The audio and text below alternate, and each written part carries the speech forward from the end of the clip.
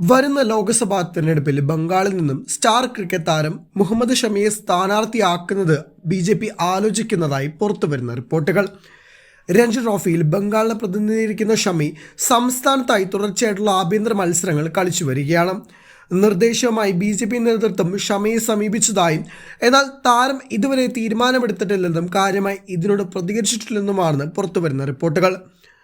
ഷമി ഇപ്പോൾ വിശ്രമത്തിലാണ്. ഏകദിന ലോകകപ്പിന് ശേഷം കാര്യമായിട്ടുള്ള ക്രിക്കറ്റ് മത്സരങ്ങളൊന്നും ഷമി കളിച്ചിട്ടില്ല.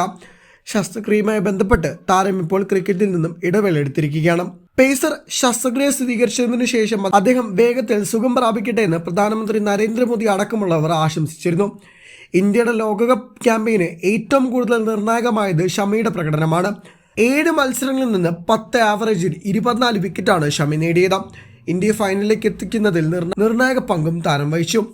ഓസ്ട്രേലിയക്കെതിരായിട്ടുള്ള ഫൈനലിലെ തോൽവിയെ തുടർന്ന് പ്രധാനമന്ത്രി എല്ലാ കളിക്കാരെയും വ്യക്തിപരമായി കാണുകയും ആശ്വസിപ്പിക്കുകയും ചെയ്തിരുന്നു. ടൂർണമെന്റിലെ തകർപ്പൻ പ്രകടനത്തിന് മുഹമ്മദ് ഷമിയെ പ്രശംസിക്കുകയും താരത്തെ ആലിംഗനം ചെയ്യുകയും പ്രധാനമന്ത്രി ഡ്രസ്സിംഗ് റൂമിൽ വെച്ച് ചെയ്തു. ഇന്ത്യൻ ക്രിക്കറ്റിന്റെ ഡ്രസ്സിംഗ് റൂമിൽ നിന്നുള്ള ആ വീഡിയോ സാമൂഹ്യ മാധ്യമങ്ങളിൽ ഏറെ വൈറലായിരുന്നു.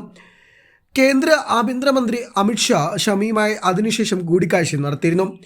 ഇതിനു പുറമെ ഷമിയുടെ ജന്മഗ്രാമമായ അങ്ഹോറയിൽ ക്രിക്കറ്റ് സ്റ്റേഡിയം നിർമ്മിക്കുമെന്ന് ഉത്തർപ്രദേശ് മുഖ്യമന്ത്രി യോഗി ആദിത്യനാഥും പ്രഖ്യാപിച്ചിരുന്നു.